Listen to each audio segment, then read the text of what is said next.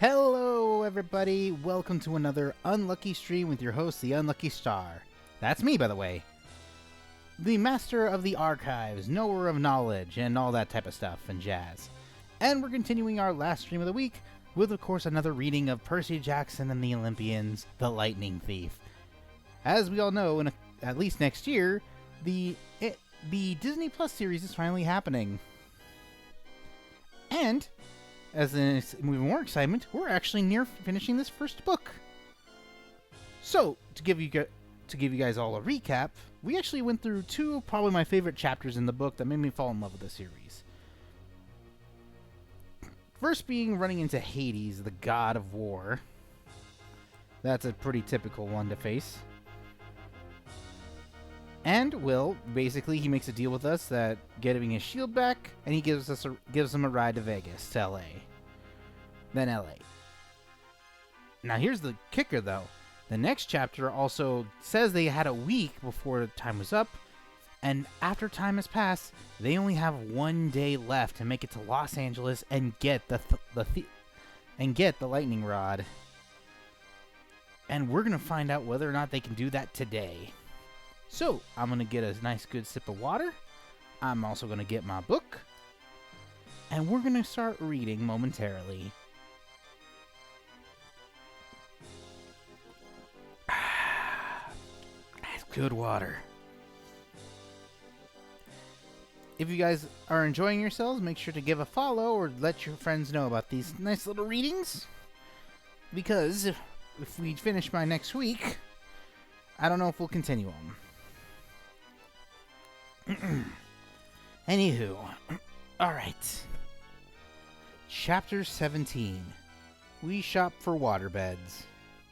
It was Annabeth's idea. She loaded us into the back of a Vegas taxi as if we actually had money, and told the driver, "Los Angeles, please." The cabbie chewed a cigar and sizzed us up. "That's 300 miles. For that, you gotta pay up front." "You accept casino debit cards?" Annabeth asked. I shrugged. "Some of them. Same as credit cards. I gotta swipe them first." Annabeth handed him her green Lotus card. He looked at it skeptically. "Swipe it." He did. The meter's machine started rattling. The lights flashed. Finally, an infinity symbol came up next to the dollar signs. The cigar fell out of the driver's mouth. He looked back at us, his eyes wide. "Where to in Los Angeles, Your Highness?" "Santa Monica Pier." Annabeth sat up a little straighter. I could tell she liked the "Your Highness" thing. "Get us there fast, and you can keep the change." Maybe she should have told him that. The cab's speedometer never dipped below 95 the whole way through the Mojave Desert. And that's insane. As someone who's driven in the Mojave, that's actually a bit crazy. Or has been in the Mojave. On the road, we had plenty of time to talk. I told Annabeth and Grover about my latest dream. The details got sketchier the more I tried to remember them. The Lotus Casino seemed to have a short circuit in my memory. I couldn't recall what the invisible servant's voice had sounded like, though I was sure it was somebody I knew. The servant had called the monster in the pit something other than my lord. Some special name or title. The Silent One. The Silent One, Annabeth suggested. The Rich One. Both of those are nicknames for Hades. Maybe, I said. Though neither sounded quite right. That throne room sounds like Hades, Grover said. That's the way it's usually described. I shook my head. Something's wrong. The throne room wasn't the main part of the dream. And that voice from the pits, I don't know. It just didn't feel like a god's voice. Annabeth's eyes widened. "What?" I asked. "Oh, nothing. No. It has to be Hades. Maybe he sent the thief, this invisible person, to get the Master Bolt, and something went wrong. Like what?" "I don't know," she said.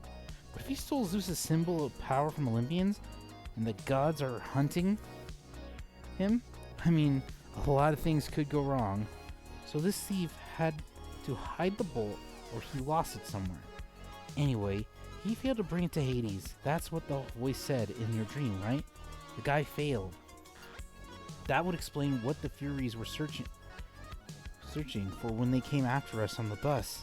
Maybe they thought we had retrieved the bolt. I wasn't sure what was wrong with her. She looked pale. But if I'd already retrieved the bolt, I said, why would I be traveling to the underworld? To threaten Hades? Grover suggested. To bribe or blackmail him into getting your mom back? I whistled. You have evil thoughts for a goat. Why, thank you.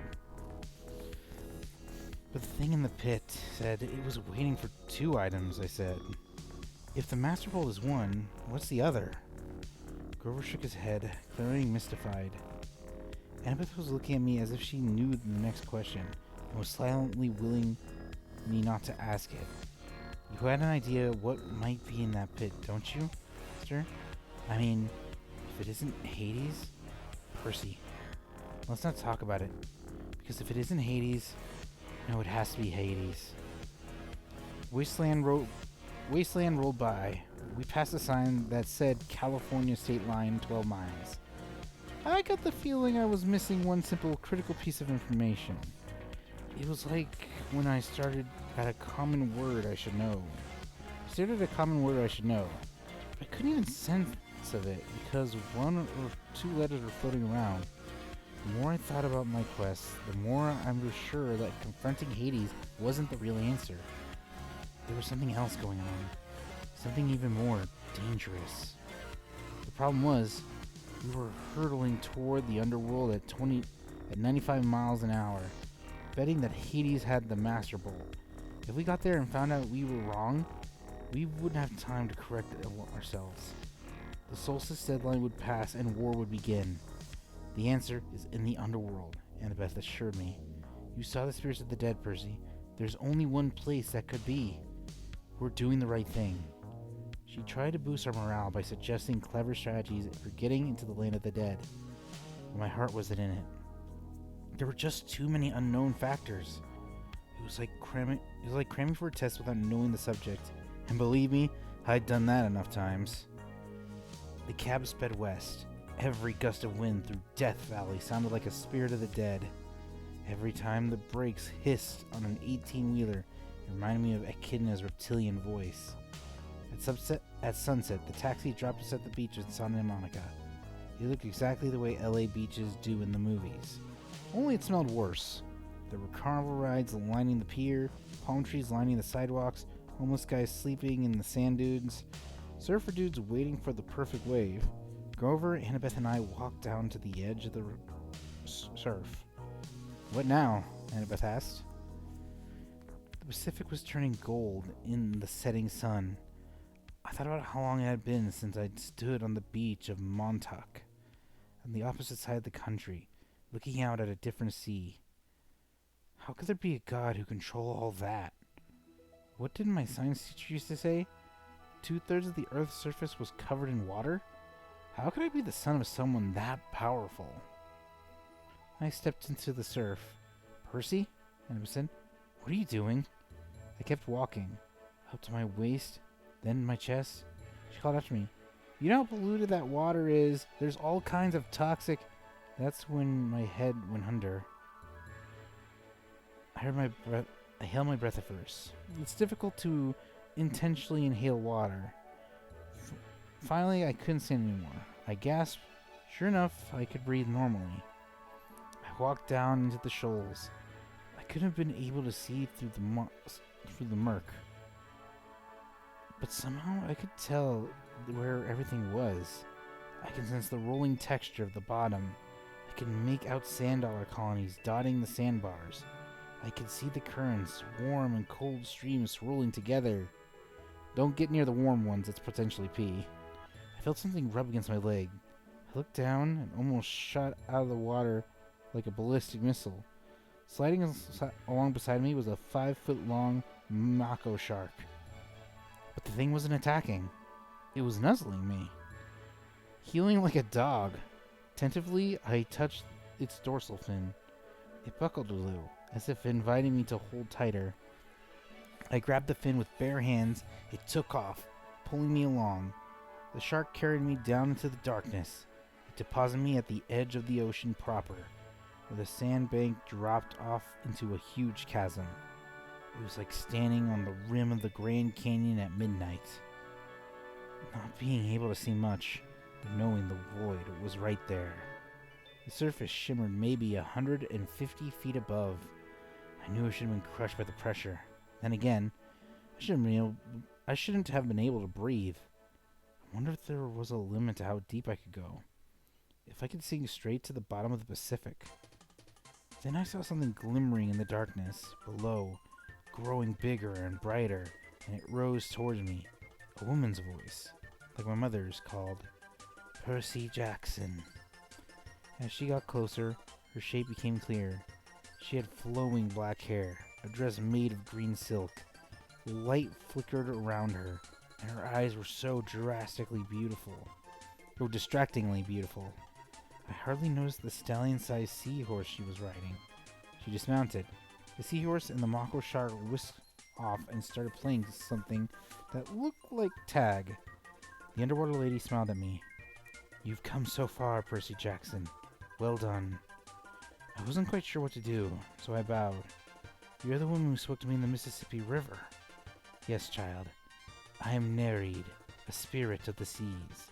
It was not easy to appear so far upriver, but the naiads, my freshwater cousins, helped sustain my life force. They honor Lord Poseidon, though they do not serve in his court." "And you to serve in Poseidon's court?" She nodded. "It had been many years since a child of the sea god has been born. We have watched you with great interest." Suddenly, I remembered faces in the waves of Montauk Beach. When I was a little boy, reflections of smiling women. Like so many of the weird things in my life, I'd never given much thought before.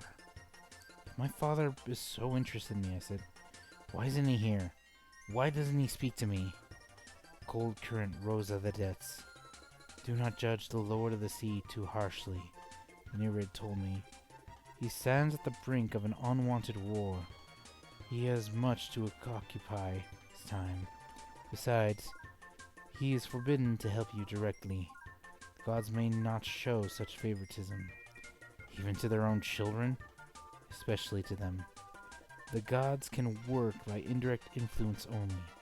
That is why I gave you a warning and a gift." She held out her hand. 3 white pearls flashed in her palm. "I know your journey to Hades' realm," she said. "Few mortals have ever done this and survived. Orpheus, who had great musical skill. Hercules, who had great strength. Houdini, who could escape even the depths of Tartarus. Do you have these talents?" That's still fun. I still find that funny. Houdini's gone to hell and back. Makes sense. No, man. But you have something else, Percy. You have gifts you have only begun to know. The oracles have foretold a great and terrible future for you, should you survive to manhood. Poseidon would not have you die before your time. Therefore take these, and when you are in need, smash a pearl at your feet." "What will happen?" "That," she said, "depends on the need. But remember, what belongs to the sea will always return to the sea." "What about the warning?" Her eyes flickered with green light. "Go with that your heart tells you, or you will lose all. Hades feeds on doubt and hopelessness. He will trick you if he can, make you mistrust your own judgment. Once when you're in his realm, he will never willingly let you leave. Keep faith. Good luck, Percy Jackson." She summoned her seahorse and rode toward the void. "Wait," I called. "At the river. You said not to trust the gifts. What gifts?" "Goodbye, young hero," she called back, her voice fading into the depths. "You must listen to your heart." She became a speck of glowing green, and then she was gone. I wanted to follow her down into the darkness. I wanted to see the court of Poseidon, but I looked up at the sunset darkening on the surface. My friends were waiting, so we had little time. I kicked upward toward the shore. When I reached the beach, my clothes dried instantly. I told Grover and Annabeth what had happened, and showed them the pearls. Annabeth grimaced. No gift comes without a price. They were free. No, she shook her head. There is no such thing as a free lunch. That's an ancient Greek saying that translated pretty well into American. There will be a price. You wait. On that happy note, we turned our backs to the sea. With some spare change from Aries' backpack, we took the bus into West Hollywood. I showed the driver the underworld address slip I'd taken from Auntie M's garden gnome emporium, but he never heard of DOA recording studios. You remind me of somebody I saw on TV, he told me. You're a child actor or something? I'm a stunt double. We're a lot of child actors. Ah, that explains it. We thanked him and got off quickly to the next stop. He wandered for miles on foot, looking for DOA. D-O-A. Nobody seemed to know where it was. It didn't appear in the phone book. Twice we ducked into alleys to avoid cop cars.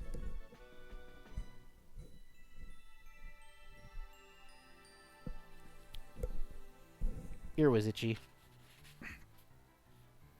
I froze in front of an appliance store window because the television was playing an interview with somebody who looked very familiar. My stepdad, Smelly Gabe. He was talking to Barbara Walters. I mean, as if he were some kind of huge celebrity. She was interviewing him in her apartment in the middle of a poker game. And there was a young blonde lady sitting next to him, patting his hand. A fake tear glistened in his cheek, saying, "Honestly, Mr. Walters, if it wasn't for Sugar here, my Greek counselor, I'd be a wreck. My stepson took everything I cared about. My wife, my Camaro. I'm sorry, I have trouble talking about it." There you have it, America. Barbara Walters turned to the camera. A man torn apart, an adolescent boy with serious issues. Let's show you again the last known photo of this troubled young fugitive, taken a week ago in Denver. Grover is standing outside of Colorado Diner talking to Aries. Who are the other children in this photo? Barbara Walters asked her men. Who is the man with them? Is Percy Jackson a delinquent, a terrorist, or perhaps a brainwashed victim of a frightening new cult?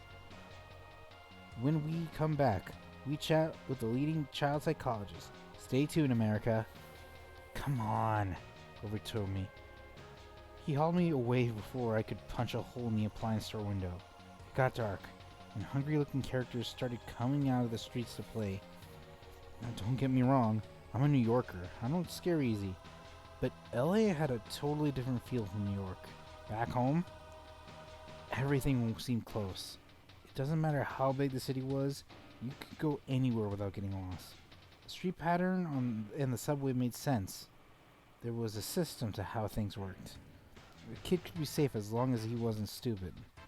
LA wasn't like that. It was spread out, chaotic, hard to move around. It reminded me of Aries. It wasn't enough for LA to be big. It had to prove it was the big by being loud and strange and difficult to navigate to. I didn't know how we were even going to find the entrance to the underworld by tomorrow, the summer solstice. We walked past gangbangers, bums, and street hawkers.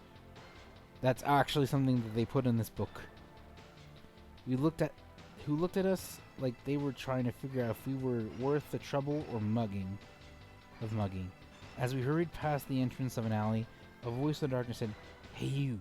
Like an idiot, I stopped. Before I knew it, we were surrounded.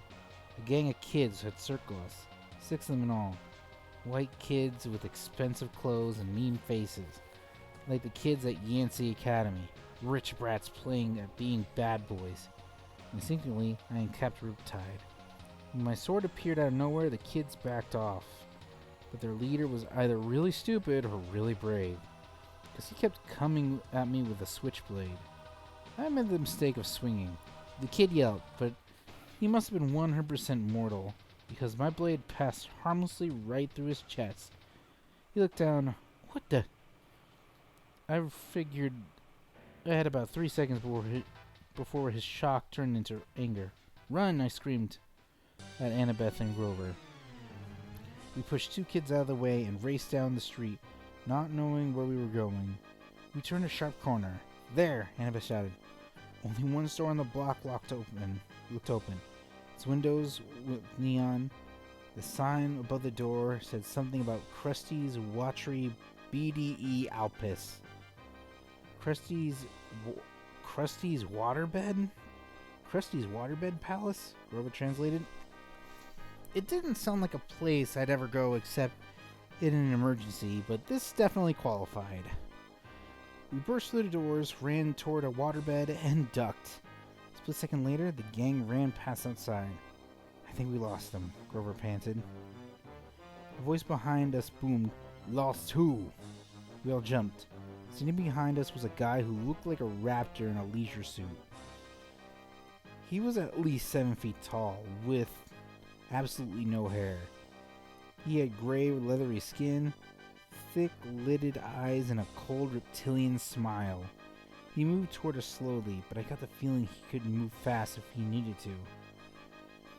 His suit might come from the Lotus Casino. It belonged back in the 70s big time. The shirt was silk paisley, unbuttoned halfway down his hairless chest. The lapels on his velvet jacket were as wide as landing strips. The silver chains around his neck, I couldn't even count them. I'm Krusty, he said, with a tartar yellow smile. I resisted the urge to say, yes you are. I would have done this. And I wouldn't actually. Sorry to barge in, I told him. We're just browsing. Me, I have those no good kids, he grumbled. They hang around every night. I get a lot of people in here thanks to them. Say, you want to look at a waterbed? I was about to say no, thanks, but he had a huge paw on my shoulder and steered me deeper into the showroom. There was every kind of waterbed you could imagine. Different kinds of wood, different patterns of sheets, queen, king, emperor of the universe size. This is my most popular model. Krusty spread his hands proudly over a bed covered with black satin sheets, with built-in lava lamps and on a headboard. The mattress vibrated so it looked like oil-flavored jello. Million hand massage, Krusty told us. Come on, try it out. Shoot, take a nap. I don't care. No business today, anyway. I don't think. Million hand massage, Grover cried. Dove in. Oh, you guys, this is cool. Yeah. Percy said, stroking his leathery chin. Almost. Almost what? I asked. He looked at me. Do me a favor and try this one over here, honey. It might fit. Em said, but what? He patted her reassuringly on the shoulder and led her over to the Safari Deluxe model with teak wood lions carved into the frame and a leopard pattern comforter. When Annabeth didn't want to lie down, Krusty pushed her. Hey! She protested. Krusty snapped his fingers. Go! Rope sprang from the sides of the bed, lashing around Annabeth, holding her to the mattress. Grover tried to get up, but rope sprang from his black stained bed satin bag too, and lashed him down. Not cool, he yelled, his voice vibrating from the million hand massage. Not cool at all. The giant looked at Annabeth, then turned toward me and grinned. Almost done it. I tried to step away, but his hand shot out and clamped around the back of my neck. Whoa, kid, don't worry. We'll find you one in a sec. Let my friends go. Oh, sure I will. But I've got to make them fit first. What do you mean? All the beds are exactly fit 6 feet, see? Your friends are too short. Gotta make them fit. Annabeth and Grover kept struggling. Can't stand imperfect measurements, Krusty muttered. Ergo. A new set of ropes leaped out from the top and bottom of the beds, wrapping around Grover and Annabeth's ankles, then around their armpits. The rope started tightening and pulling my friends from both ends. Don't worry, Krusty told me. These are stretching jobs, maybe 3 extra inches on their spines. They might even live. Now why don't we find a bed you like, huh? Percy, Grover yelled. My mind was racing. I knew I couldn't take on this giant waterbed salesman alone. He would snap my neck before I even got my sword out. Your name's not Krusty, is it? I asked. Legally, it's Procrustes. The stretcher, I said. I remember the story. The giant who tried to kill Theseus with excessive hospitality on his way to Athens. Yeah, the salesman said. But who could pronounce Procrustes? Bad for business. Now, Krusty, anybody can say that. You're right.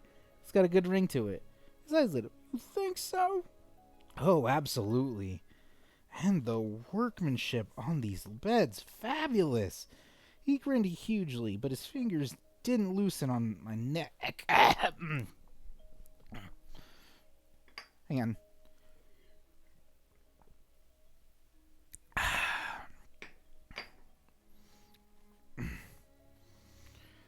I tell my customers that every time. Nobody bothers to look at the workmanship. How many built-in lava lamp bedboards have you seen? Not too many. That's right. Percy, Elizabeth yelled, what are you doing? Don't mind her, I told Procrustes. She's impossible. The giant laughed. All my customers are never 6 feet exactly. So inconsiderate. And then they complain about the fitting. What do you do if they're no longer than 6 feet? Oh, that happens all the time. It's a simple fix. Let go of my neck, but before I could react, he reached behind a nearby sales desk and brought out a huge double-bladed brass axe. He said, I just center the subject the best I can and lop off whatever hangs over on either end. Ah, I said, swallowing hard. Sensible.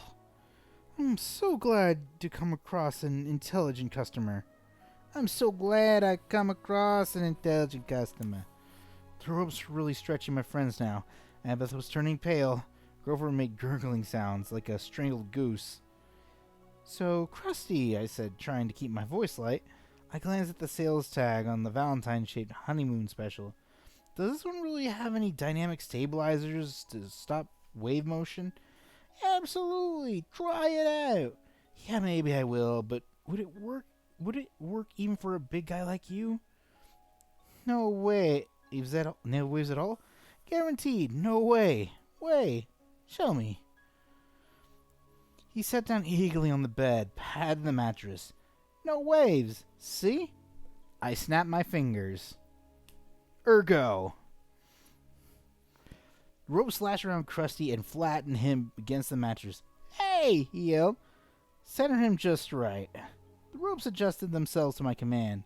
Krusty's whole head stuck on the top. His feet stuck out to the bottom. No. Wait, this is just a demo. I cut Riptide. A few simple adjustments. I had no qualms about what I was about to do. If Krusty were human, I couldn't hurt him anyway. If he was a monster, he deserved to turn to dust for a while. You drive a hard bargain, he told me. I'll give you 30% off on selected floor models. I think I'll start with the top. I raised my sword. No money down, no interest for 6 months. I swung the sword. Krusty stopped making offers. I cut the rope off the other beds. Annabeth and Grover got to their feet, groaning and wincing and cursing me a lot. You look taller, I said. Very funny, Annabeth said. Be faster next time. I looked at the bulletin board behind Krusty's sales desk. There was an advertisement for Hermes Delivery Service and another for the all-new Compendium of L.A. Area Monsters. The only monstrous yellow pages you'll ever need. Under that, a bright orange flyer for DOA Recording Studios, offering commissions for Hero Souls. We were already looking for new talent. We are always looking for new talent. DOA's address was right underneath with a map. DOA's address was right underneath with a map. Come on, I told my friends. Give us a minute. We were almost stretched to death. Then you're ready for the underworld, I said. It's only a block from here.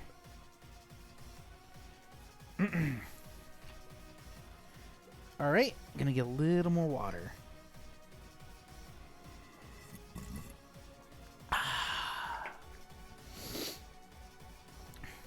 Okay, next up, Chapter 18.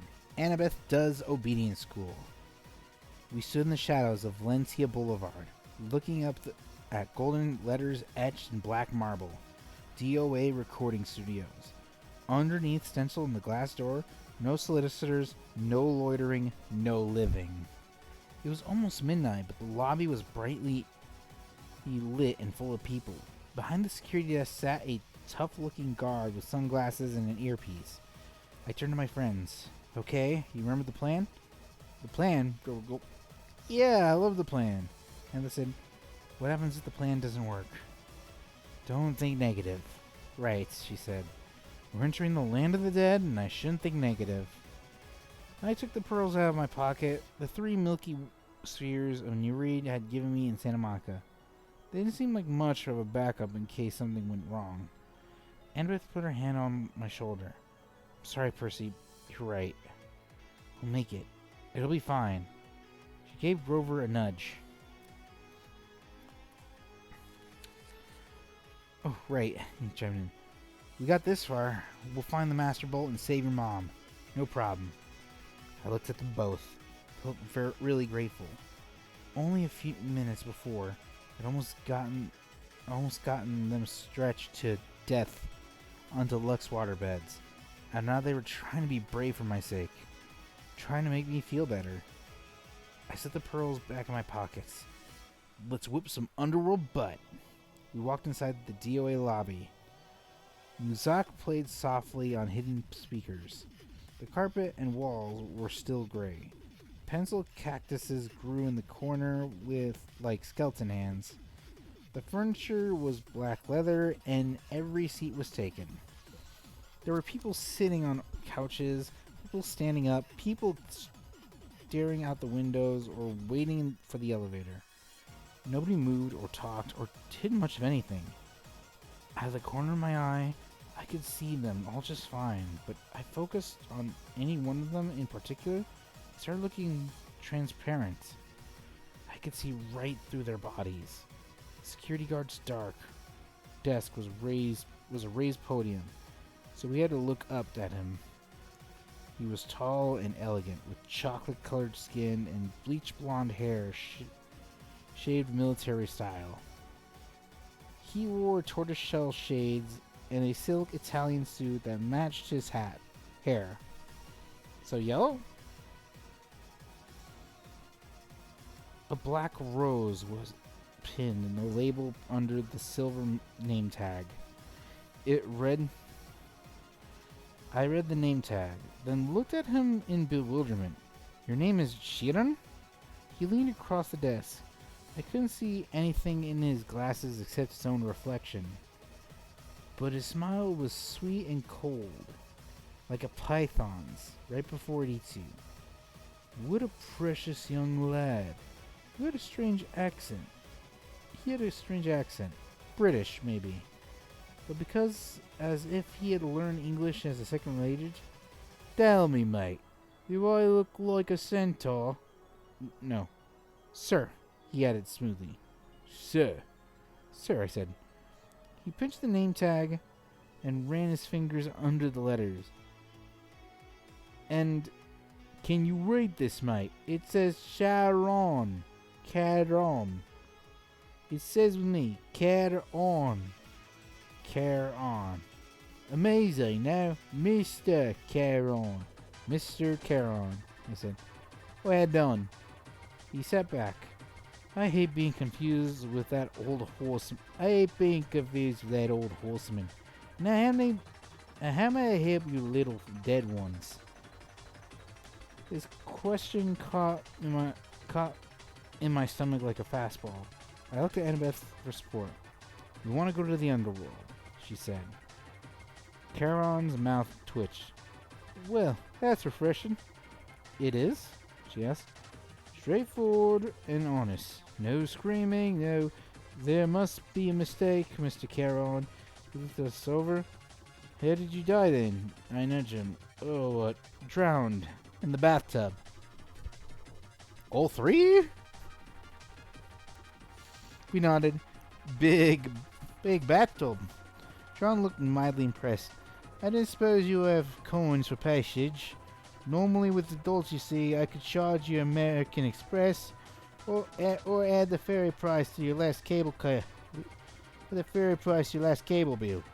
But with children, alas, you never died prepared. Suppose you'll have to take a seat for a few centuries." "But we have coins."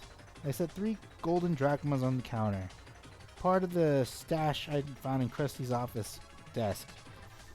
"Well now," Charon said, "real drachmas, real golden drachmas. Haven't seen these here." And his fingers hovered greedily over the coins. We were so close. Then Charon looked at me. The cold stare behind his glasses seemed to bore a hole through my chest. "Hey now," he said. "Couldn't read the name correctly. Are you dyslexic, lad?" "No," I said. "I'm dead." Charon leaned forward and took a sniff. "You ain't not dead. I should have known. You're a godling." That sounds a little more Australian than really. "We have to get to the underworld," I insisted. Charon made a growing sound deep in his throat. Immediately, all the people in the waiting room got up and started pacing, agitated, lighting cigarettes, running hands through their hair, or checking their wristwatches. "Leave while you can," Charon told us. "I just take these and forget I saw you." He started to go for the coins, but I snatched them back. "No service, no tip." I tried to sound braver than I felt. Charon growled again. A deep, blood-chilling sound. The spirits of the dead started pounding on the elevator doors. "It's a shame, too," I sighed. "We had more to offer." I held up the entire bag of crusty stash. I took out the fistful of drachmas and let the coins spill through my fingers. Charon's growl changed into something more like a lion's purr. "You think I could be bald, godling? Eh? Just out of curiosity, how much have you got there?" "A lot," I said. "I bet Hades doesn't pay you well enough for such hard work." "Oh, you don't know the half of it. How would you like to babysit these spirits all day? Always, please don't let me be dead, or please let me cross for free. I haven't had a pay raise in 3,000 years. Do you imagine suits like these come cheap?" "You deserve better," I agreed. A little appreciation, respect, good pay." With each word, I stacked another gold coin on the counter. With each word, Charon glanced down at his silk Italian jacket, as if imagining himself into something even better. "I must say, lad, you're making some sense now, just a little." I stuck another few coins. I could mention a pay raise while I'm talking to Hades. "Boats almost full anyways. Let's move that, you 3, and be off." He stood, scooped up our money, and said, "Come along." We pushed through the crowd of waiting spirits, who started grabbing at our clothes like the wind, their voices whispering things I couldn't make out. Charon shoved them out of the way, grumbling right loud as he escorted us into the elevator, which is already crowded with souls of the dead, each one holding a green boarding pass. Charon grabbed 2 spirits who were trying to get on with us and pushed them back into the lobby. "Right, now no one can get any ideas where I'm going," he said, announced to the waiting room. "And if anyone moves the dial off my easily listening station again, I'll be sure you're here for another 1,000 centuries. Understand?" He shut the doors, put a key card into the slot in the elevator panel, and we started to descend. "What happened to the spirits waiting in the lobby?" Annabeth asked. "Nothing," Charon said. "For how long?" "Forever. won't tell I'm feeling generous. Oh, that's fair. Karen raised an eyebrow. Whoever said death was fair, young miss? Wait until it's your turn. You'll die soon enough. Where you going? We'll get out alive, I said. I got a sudden dizzy feeling we weren't going down anymore, but forward. The air seemed misty. Spirits around me started changing shape. Their modern clothes flickered, turning into gray hooded robes. The floor of the elevator began swaying. I blinked hard. When I opened my eyes, Karen's creamy Italian suit had been replaced with a long black robe. His tortoiseshell glasses were gone. Where his eyes should have been were empty sockets, like Ares' eyes, except Charon's were totally dark, full of night and death and despair. He saw me looking and said, "Well, nothing," I managed. I thought he was grinning, but that wasn't it. The flesh on his face was becoming more transparent, letting me see straight through his skull. The floor kept swaying. Grover said, "I think I'm getting seasick." When I blinked again, the elevator wasn't an elevator anymore. We were standing in a wooden barge. Charon was pulling us across a dark, oily river, swirling with bones, dead fish, and other stranger things. Plastic dolls, crushed carnations, soggy diplomas with gilt edges. The river sticks, Annabeth murmured. It's so polluted, Karen said. For thousands of years, you humans have been throwing in everything you come across. Hopes, dreams, wishes that never came true. Irresponsible waste management, if you ask me. Mist curled off the filthy water. Above us, almost lost in the gloom, was a ceiling of stalactites. Ahead, the far shore glimmered with greenish light, the color of poison. Can we get a little more water?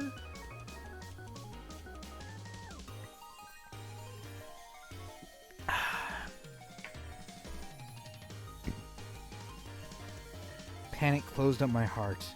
What was I doing here? These people around me, they were dead. Annabeth grabbed a hold of my hand. Under normal circumstances, this would have embarrassed me. I understood how she felt. She wanted reassurance that somebody else was alive on this boat. I found myself muttering a prayer. I wasn't quite sure who I was praying to. Down here, only one God mattered, and he was the one I had come to confront. The shoreline of the underworld came to view. Craggy rocks and black volcanic sand stretched inland above 100 yards to the base of the high stone wall. While marched off in either direction as far as we could see, a sound came from somewhere nearby in the green glooms, echoing off the stones, the howl of a large animal. Three Face is hungry, Charon said. His smile turned skeletal in the greenish light. Bad luck for you, godlings. The button of our boat slid onto the black sand. The dead began to disembark. A woman holding a little girl's hand. The old man and an old woman hobbling along arm in arm. A boy no older than I was, shuffling silently along in his gray robe. Tron said, I'd wish you luck, mate, but there isn't any down here. Mind you, don't forget to mention my pay raise. He counted our golden coins into his pouch, then took up his pole. He warbled something like sounded like a Barry Manilow song as he ferried the empty barge back across the river. We followed the spirits up a well-worn path. I'm not sure what I was expecting, pearly gates or a big black portcullis or something, but the entrance to the underworld looked like a cross between airport security and the Jersey Turnpike. Ooh. There were 3 separate entrances under one huge black archway that said, "You are now entering Erebus." Each entrance had a path-through metal detector with security cameras mounted on top. Beyond this were toll booths manned by black-robed ghouls like Charon. The howling of the hungry animal was really loud now, but I couldn't see where it was coming from. The three-headed dog Cerberus, who was supposed to guard Hades' door, was nowhere to be seen. The dead queued up in the three lines. Two marked attendant on duty, one marked as dead. The as dead line was moving right along. The other two were crawling. What do you figure? I asked Annabeth. The flashman must go straight to the asphaltal fields, she said. No contest. They don't want to risk judgment from the court, because it might go against them. There's a court for dead people? Yeah, 3 judges. They switch around who sits on the bench. King Minos, Thomas Jefferson, Shakespeare. People like that. Sometimes they look at a life and decide that person needs a specific award. The Fields of Elysium. Sometimes they decide on punishment. But most people, well, they just lived. Nothing special, good or bad, so they go to the asphaltal fields. Do what? Imagine standing in a wheat field in Kansas forever. Harsh, I said. Not harsh. Not as harsh as that, Grover muttered. Look. A couple of black-robed ghouls had pulled aside one spirit and were frisking him at the security desk. The face of the dead man looked vaguely familiar. He's that preacher who made the news, remember? Grover asked. Oh yeah, I did remember now. We see him on TV a couple of times at the Yancey Academy dorm. He was this annoying televangelist from upstate New York who'd raised millions of dollars for orphanages and then got caught spending the money on stuff for his mansion, like gold-plated toilet seats and an indoor putt-putt golf course. He died in a police chase when his Lamborghini for the Lord went off a cliff. Huh. Talk about irony. I said, what are they doing to him? Special punishment from Hades, Grover guessed. The really bad people get this personal attention as soon as they arrive. The kindling ones will set up an internal torture for him. The thought of the Furies made me shudder. I realized I was in their home territory now. Old Mrs. Dodds would be licking her lips with anticipation. But if he's a preacher, I said, and he believes in a different hell, Grover shrugged, who says he's seeing this place the way we're seeing it? Humans see what they want to see. They're very stubborn, or persistent that way. We got closer to the gates. The howling was so loud now, it shook the ground at my feet.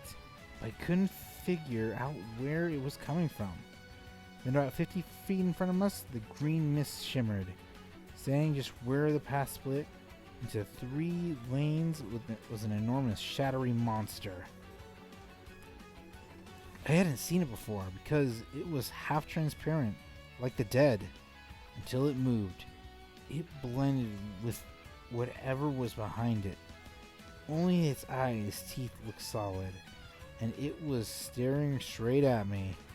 My jaw hung open. All I could think to say was, he's a Rottweiler. I'd always imagined Cerberus as a big black mastiff, but he was obviously a purebred Rottweiler, except of course that was twice the size of a Rottweiler. That's twice the size of a woolly mammoth. Mostly invisible, and had 3 heads. The dead walked right up to him, no fear at all. The attendant on duty, lines parted on either side of him.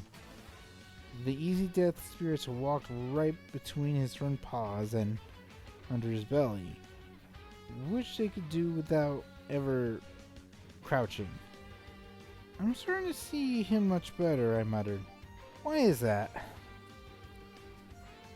I think, Annabeth moistened his lips, I'm afraid it's because we're getting closer to being dead. The dog's middle head craned toward us. It sniffed the air and growled. It can smell the living. But that's okay, Grover said, trembling next to me, because we have a plan. Right, Annabeth said. I never heard her voice sound quite so small. A plan. We moved toward the monster. The middle head snarled at us, then barked so loud my eyeballs rattled. Can you understand it? I asked Grover. Oh yeah, he said. I can understand it. What's it saying? I don't think humans have a four-letter word that translates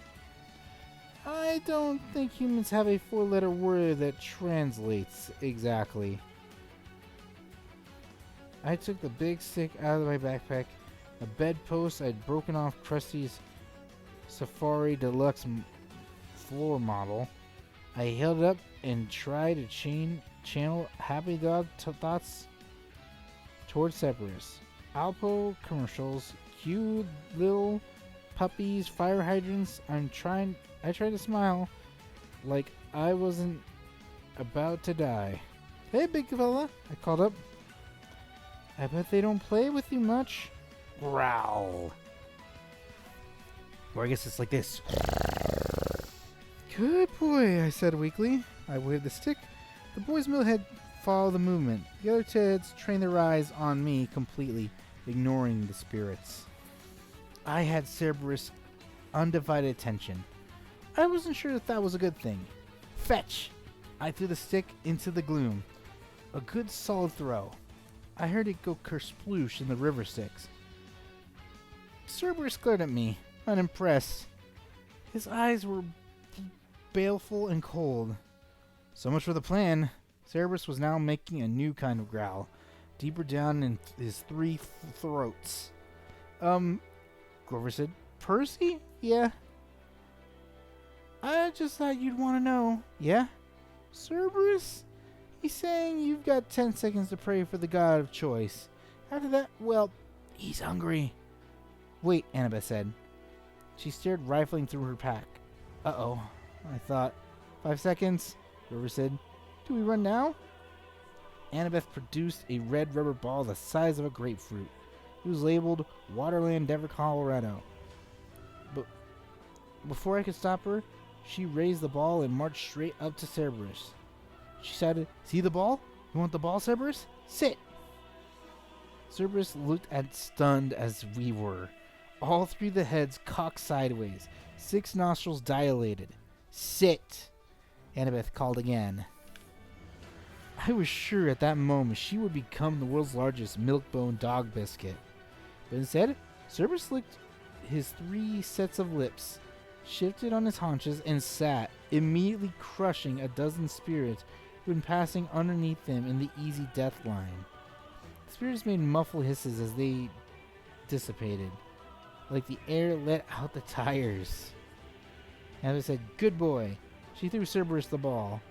He caught it in the middle mouth. It was barely big enough for him to chew. The other head started snapping at the middle, trying to get the new toy. Drop it, Annabeth ordered. Cerberus' head stopped fighting and looked at her.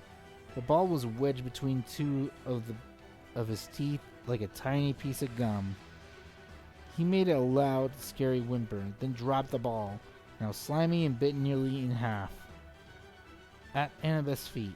Good boy. She picked up the ball, ignoring the monster's spit all over it. She turned toward us. Now go, easy death line. It's faster. I said, but now, she ordered, in the same tone she was using on the dog. Grover and I inched forward waringly. Cerberus started to growl. Stay, Annabeth ordered the monster. If you want the ball, stay. Cerberus whimpered, but he stayed where he was. What about you? I asked Annabeth as we passed her. I know what I'm doing, Percy, she muttered. At least I'm pretty sure. Grover and I walked between the monster's legs. Please, Annabeth, I pray, don't tell him to sit again. We made it through. Cerberus wasn't any less scary looking from the back. Annabeth said, Good dog. She held up a tattered red ball and probably came to the same conclusion I did. If she were to Cerberus, there'd be nothing left for another trick. She threw the ball anyway. The monster's left mouth immediately snatched it up, only to be attacked by the middle head while the right head moaned in protest. While the monster was distracted, Annabeth walked briskly under its belly and joined us at the metal detector. How did you do that? I asked her, amazed. Obeying school, she said breathlessly, and I was surprised to see there were tears in her eyes. When I was little, my dad's house, he had a Doberman. Never mind that, River said, tugging at my shirt. Come on! We were about to bolt through the easy death line when Cerberus moaned pitifully for all 3 miles. Annabeth stopped and turned to face the dog, which had done a 180 to look at us. Cerberus panted exceptionally, the tiny red ball in pieces in a puddle of drool at his feet. Good boy, she said, but her voice sounded melancholy uncertain. The monster's head turned sideways as if worried about her. I'll bring you another ball soon, Annabeth promised, faintly. Would you like that? The monster whimpered. I don't need to speak dog to know Cerberus was still waiting for the ball. Good boy, I'll come visit you soon. I promise. Annabeth turned to us. Let's go. Grover and I pushed through the metal detector, which immediately screamed and set off flashing red lights. Unauthorized possessions. Magic detected. Cerberus started to bark. We burst through the easy death gate, which started even more alarms blaring, and raced into the underworld. A few minutes later, we were hiding out of breath in the rotten trunk of an immense black tree as security ghouls scuttled past, yelling for backup from the furries. Grover murmured, Well, Percy, what have we learned today? That 3-headed dogs prefer red rubber balls over sticks. No, Grover told me. We've learned that your plans really, really bite. I wasn't sure about that. I thought maybe Annabeth and I had the right idea. Even here in the underworld, everybody, even monsters, need a little tension once in a while. I thought about what we waited for the ghouls to... I thought about that as we waited for the ghouls to pass. I pretended not to see Annabeth wipe a tear from her cheek as she listened to the mournful keening of Cerberus in the distance, longing for his new friend. Aw, that's sad. Okie dokie. There's still a bit of the book left, but luckily we'll be continuing in this chapter right immediately. But first, some water. It's always important to hydrate after every chapter. Anywho, chapter 19 is a pretty big deal as it's called We Find Out the Truth. Sort of. And then we will be getting near the end with only 3 chapters left, I believe. Imagine the largest concert crowd you've ever seen. A football field packed with 1 million fans. Now imagine a field 1 million times that big, packed with people. Imagine the electricity has gone out, and there is no noise, no light, no beach ball bouncing around the crowd. Something tragic has happened backstage. Whispering masses of people are just milling around in the shadows, waiting for a concert that will never start. If you can picture that, you have pretty much a good idea what the fields of Asphodel looked like. The black grass had been trampled by eons of dead feet. A warm, moist wind blew like the breath of a swamp. Black trees, Grover told me, they were poplars.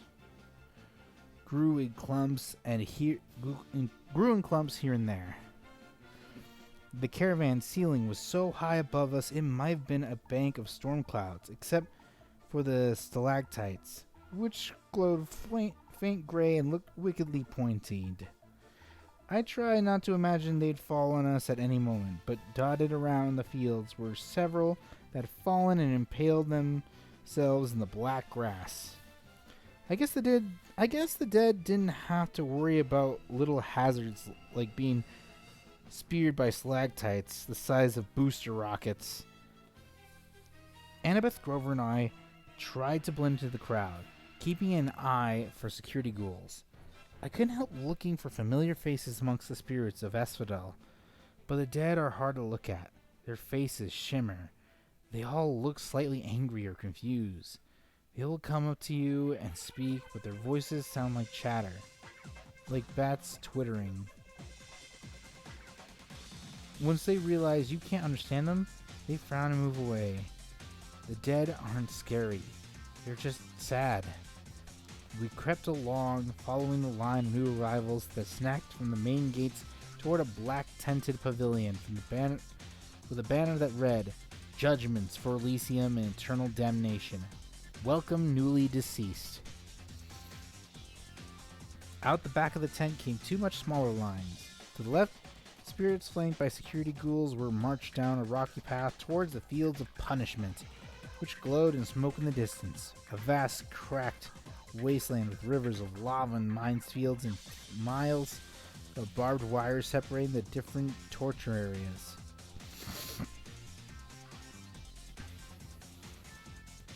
Even from far away, I could see people being chased by hellhounds, burned at the stake, forced to run naked through cactus patches, or listen to opera music.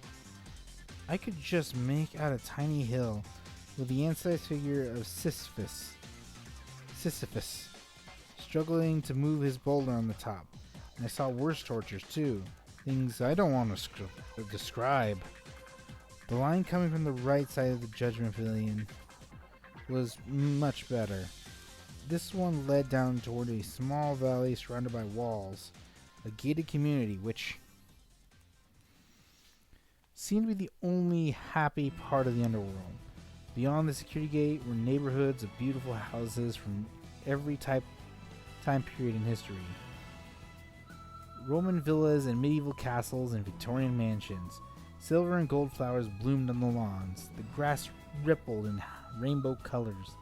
I could hear laughter and smell barbecued cooking. Elysium. In the middle of that valley was a glittering blue lake, with 3 small islands like a vacation resort in the Bahamas. The Isles of the Blessed, for people who had chosen to be reborn 3 times and 3 times achieved Elysium. Immediately, I knew that's where I wanted to go when I died.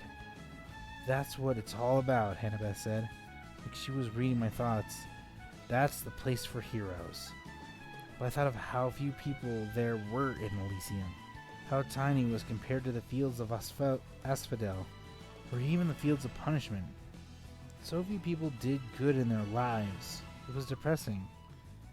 We left the Judgment Pavilion and moved deeper into the Asphodel fields. It got darker. The colors faded from our clothes. The crowds of chattering spirits began to thin. After a few miles of walking, we began to hear a familiar screech in the distance.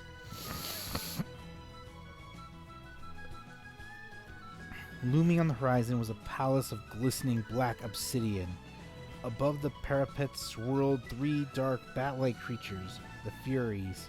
I got the feeling they were waiting for us.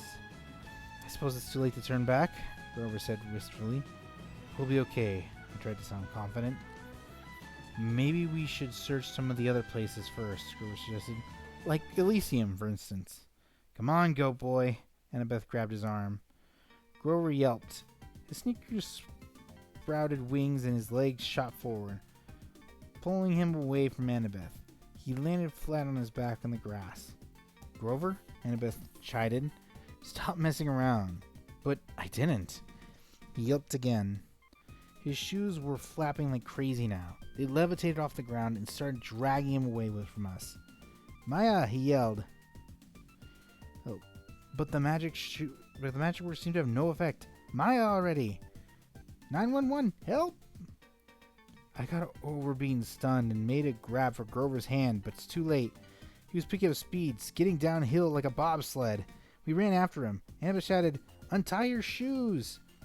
It was a smart idea, but I guess it's not so easy when your shoes were pulling you along feet first at full speed. Grover tried to sit up, but we couldn't get close to the laces. He kept after them, trying to keep him in sight as he zipped between the legs of spirits who chattered at him in annoyance. I was sure Grover was going to barrel straight through the gates of Hades' palace, but his shoes veered sharply to the right and dragged him in the opposite direction. The slope got steeper. Grover picked up speed. Annabeth and I had to sprint to keep up. The cavern walls narrowed on either side, and I realized we entered some kind of side tunnel. No black grass or trees now, just rock and underfoot, and the dim light of the stalactites above. "Grover," I yelled, my voice echoing. "Hold on to something." "What?" he yelled back. He was grabbing at gravel, but there was nothing big enough to slow him down. The tunnel got darker and colder. The hairs on my arms bristled. It smelled evil down there. It made me think of things I shouldn't even know about. Blood spilled on an ancient stone altar, the foul breath of a murderer. Then I saw what was ahead of us, and I stopped dead on my tracks. The tunnel widened into a dark cavern, and in the middle was a chasm the size of a city block. Grover was sliding straight toward the edge. "Come on, Percy," Annabeth yelled, tugging at my wrist. "But that's... I know," she shouted. "The place you described in your dream, but Grover's going to fall in if we don't catch him." She was right, of course. Grover's predicament got me moving again. He was yelling, clawing at the ground, but the winged shoes kept dragging him toward the pit, and it didn't look like he couldn't possibly get to him in time. What saved him were his hooves. The flying sneakers had always been a loose fit on him. And finally, Grover hit a big rock, and the left shoe came flying off. It sped into the darkness and down into the chasm. The right shoe kept tugging him along, but not as fast. Grover was able to slow himself down by grabbing onto the big rock and holding it like an anchor. He was 10 feet from the edge of the pit when he caught him and hauled him back up the slope. The other winged shoe tugged itself off, circled around us angrily, and kicked our heads in protest before flying off into the chasm to join its twin. We all collapsed, exhausted, on the Ascidian gravel. My limbs felt like lead. Even my backpack seemed heavier, as if somebody had filled it with rocks. Grover was scratched up pretty bad. His hands were bleeding. His eyes had gone slit pupil goat style, the way they did whenever he was terrified. I don't know how I didn't... Wait, I said. "Listen, I heard something." A deep whisper in the darkness. Another few seconds, and I said, "Percy, this place." "Shh." I stood. The sound was getting louder. A muttering, evil voice from afar. Far, far below us, coming from the pit. I said, "What's that noise?" Annabeth heard it too now. I could see in her eyes. Tartarus. The entrance to Tartarus. I uncapped Anclusimus, the bronze sword expanded, gleaming in the darkness. And the evil voice seemed to falter, just for a moment, before resuming its chant. I could almost make out words now. Ancient words. Older than Greek, as if magic, I said. "We have to get out of here," Annabeth said. Together we dragged Grover to his hooves and started back up the tunnel. My legs wouldn't move fast enough. My backpack weighed me down. The voice got louder and angrier behind us. We broke into a run. Not a moment too soon. A cold blast of wind pulled at our backs, as if the entire pit were inhaling. For a terrifying moment, I lost ground, my feet slipping in the gravel. If we'd been any closer to the edge, we wouldn't have been sucked in. We would have been sucked in. We kept struggling forward and finally reached the top of the tunnel, where the cavern widened out into the fields of Aspasal. The wind died. The wail of outrage echoed from the depths of the tunnel. Something was not happy we'd gotten away. What was that? We panted. When we'd collapsed in the relative safety of a black poplar grove. One of Hades' pets? One of Hades' pets? Annabeth and I looked at each other. I could tell she was nursing an idea, probably the same one we'd gotten during the taxi ride to LA. but she was too scared to share it. There was enough to terrify. That was enough to terrify me.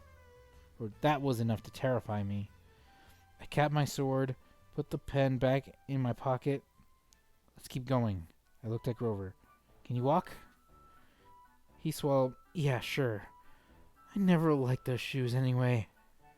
He tried to sound brave about it, but he was trembling as badly as Annabeth and I were. Whatever was in that pit was nobody's pet. It was unspeakably old and powerful. Even Echidna hadn't given me that feeling. I was almost relieved to turn my back on that tunnel and head toward the Palace of Hades. Almost. Okay, looks like this is the rest of my water.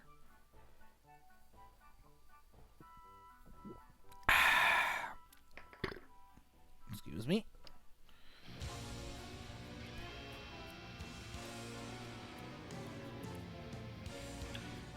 Still got a little bit of ways to go.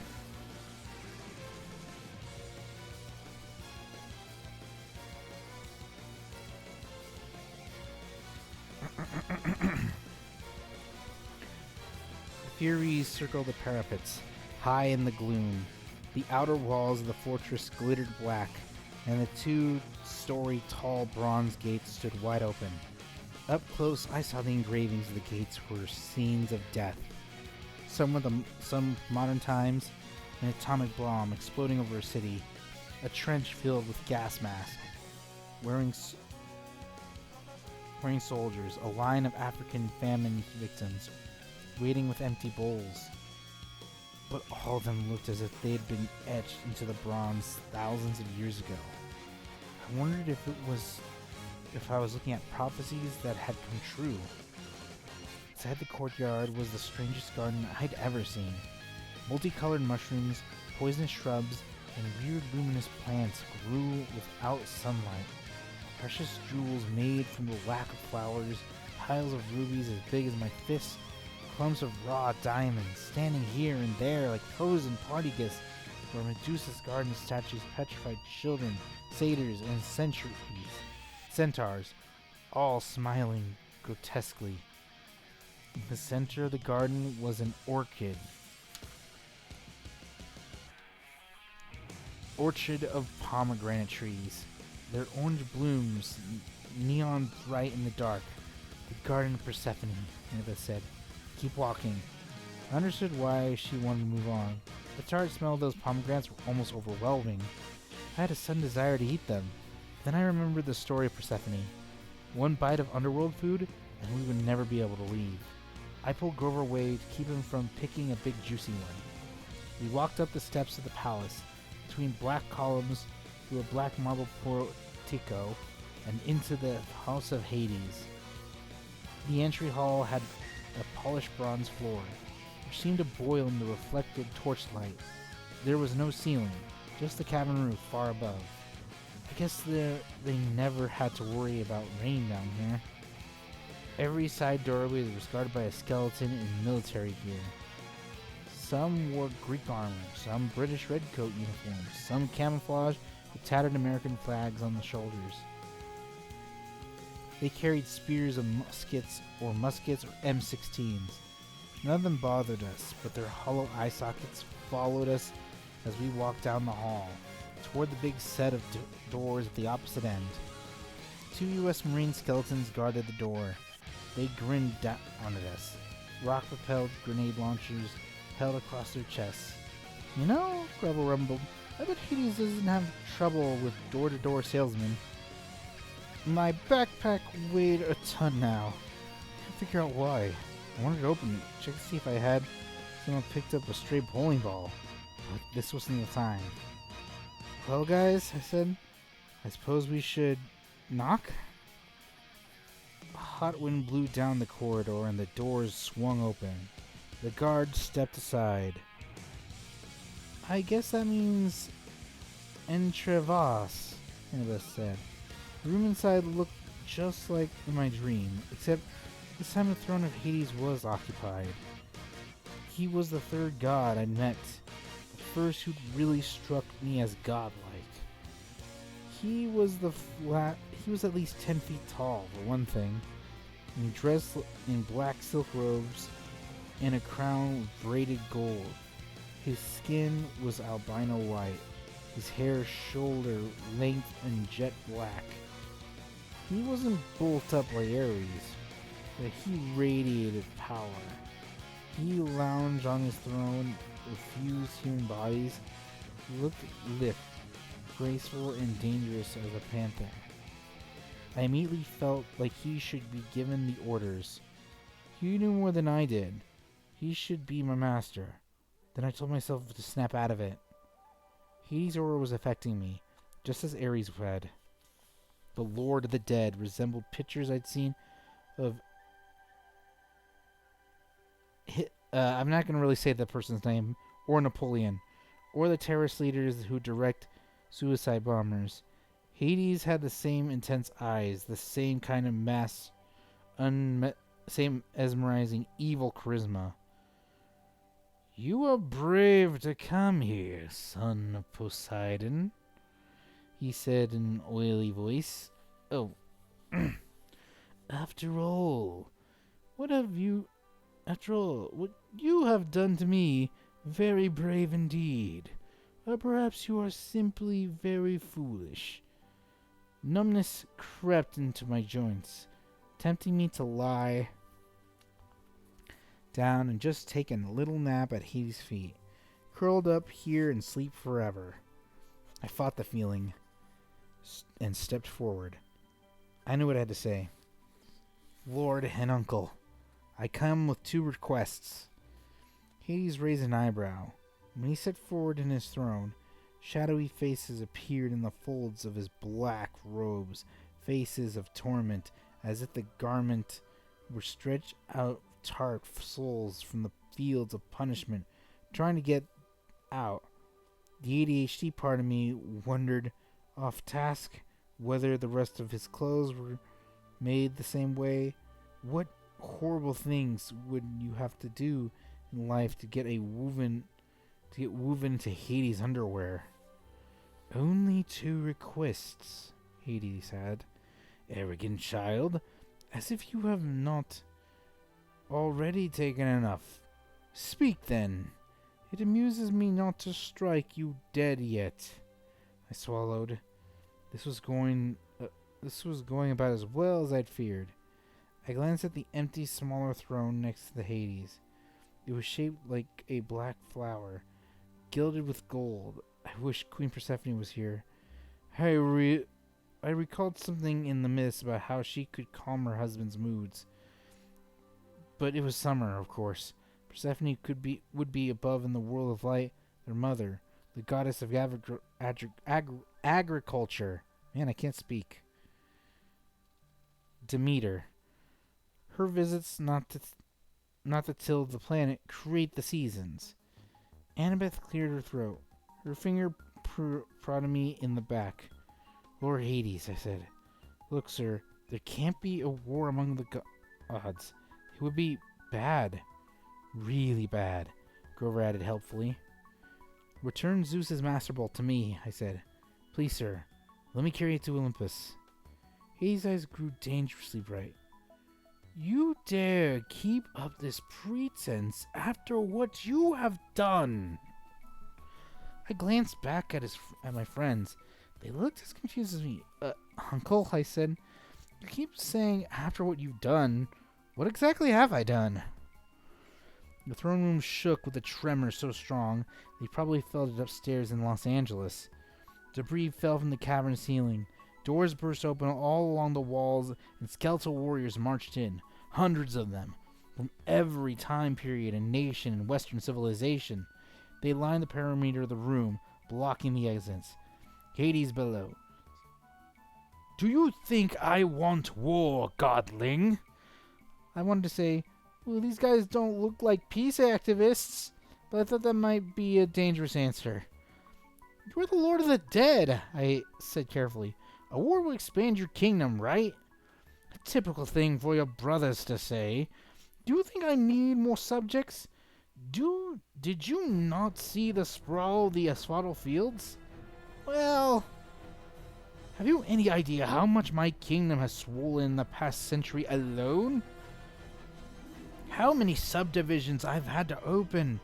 I opened my mouth to respond, but Hades was on a roll now.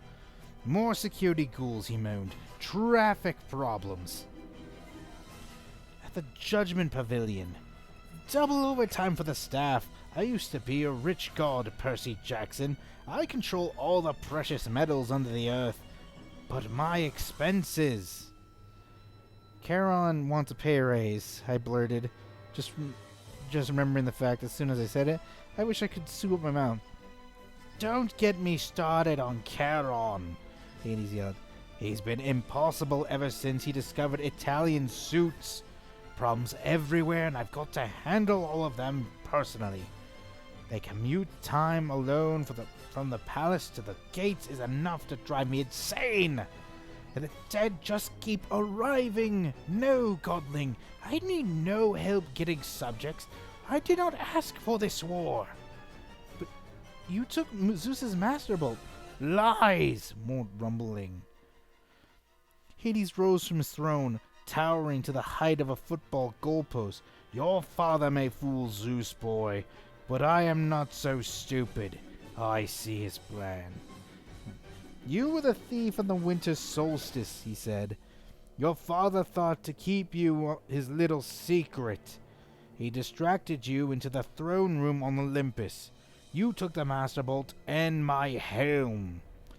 Had I not sent my fury to discover you at Yancy Academy, Poseidon might have succeeded in hiding his scheme to start a war.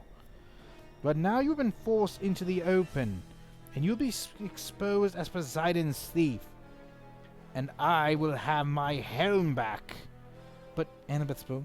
I could tell her mind was going a million miles an hour.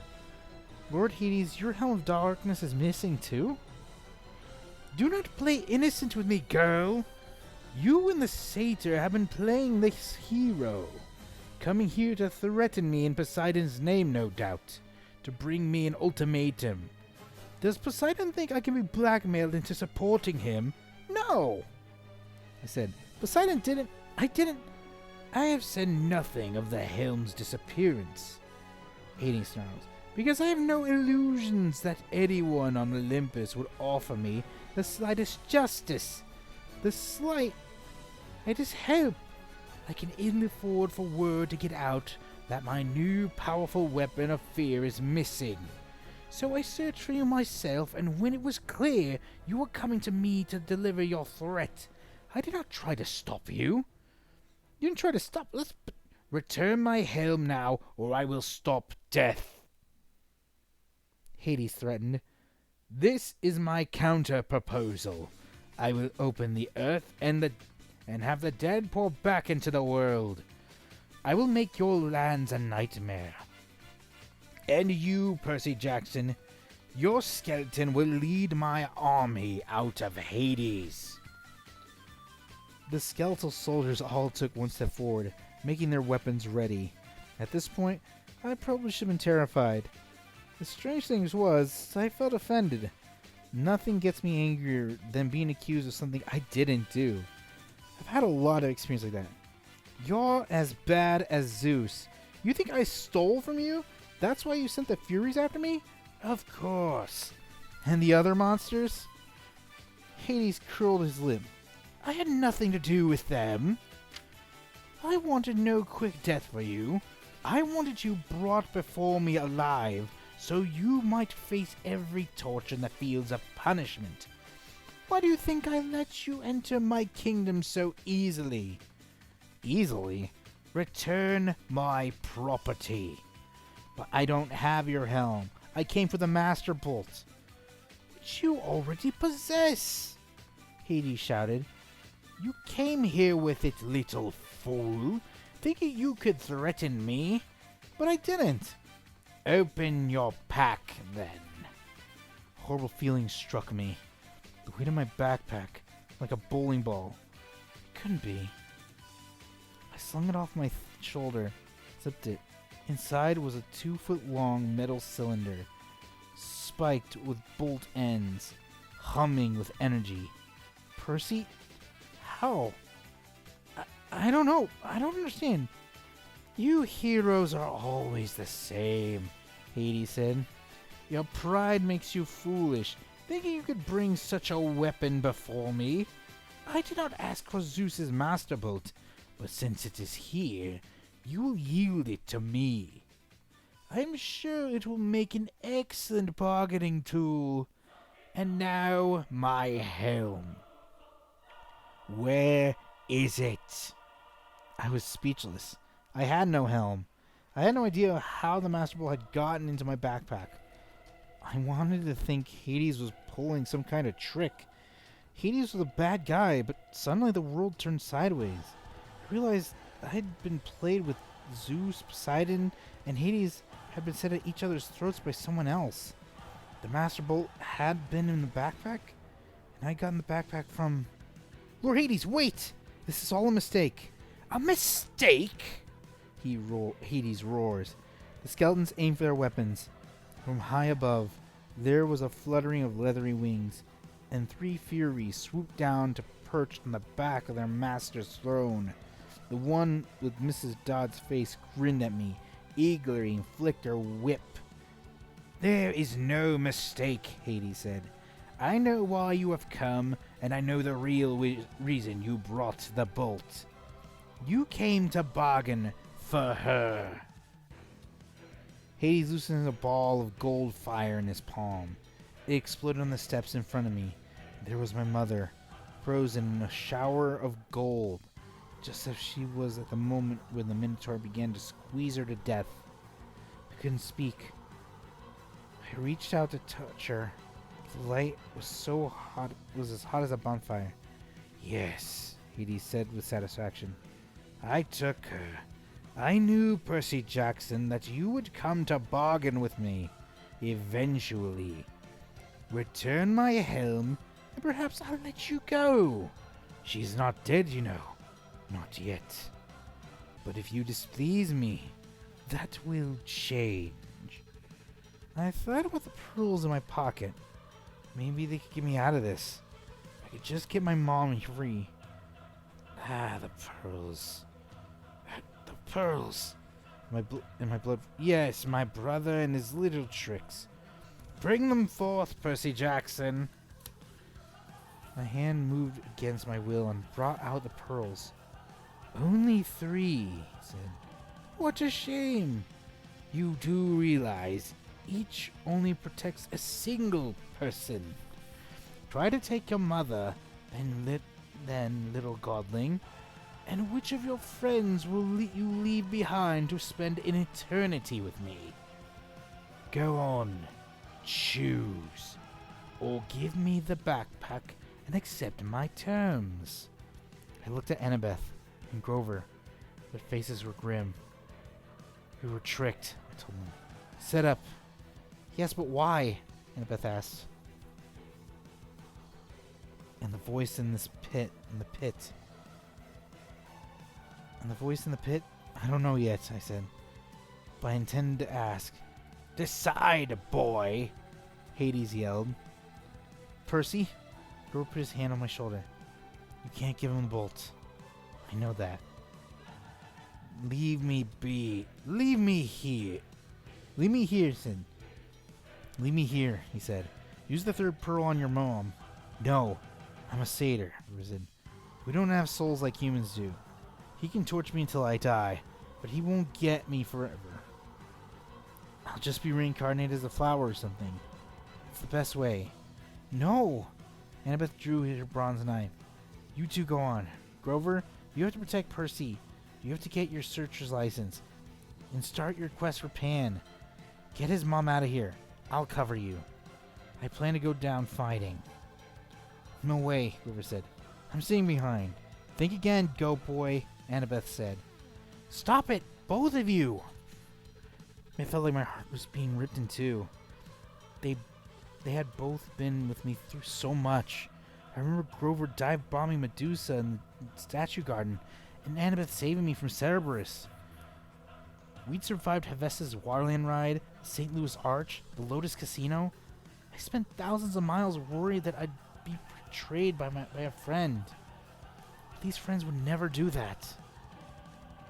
They had nothing but save me. They had done nothing but save me over and over. And now they wanted to sacrifice their lives for my mom? I know what to do. Take these. I handed them each a pearl. And I said, but Percy. I turned and faced my mother. I desperately wanted to sacrifice myself and use the last pearl on her. But I knew what she would say. She would never allow it. I had to get the bolt back to Olympus and tell Zeus the truth. I had to stop the war. She would never forgive me if I saved her instead. I thought about the prophecy made at Half-Blood Hill, what seemed like 1,000,000 years ago. You will fail to save what matters most in the end. I'm sorry, I told her. I'll be back. I'll find a way. The smug look on Hades' face faded. He said, Godling? I'll find your helm, Uncle, told him. I'll return it. Remember about Charon's praise. Do not defy me! And it wouldn't hurt to play with Cerberus once in a while. He likes red rubber balls. Percy Jackson, you will not! I shouted. Now, guys! We smashed the pearls on our feet. For a scary moment, nothing happened. Hades yelled, Destroy them! The armies of skeletons rushed forward, swords out, guns clicking to full automatic. The Furies lunged, their whips bursting into flames. Just as the skeletons opened fire, the pearl fragments at my feet exploded with a burst of green light and a gust of fresh sea wind. I was encased in a milky white sphere, which was starting to float off the ground. Annabeth and Grover were right behind me. Spears and bullets sparked harmlessly off pearl bubbles.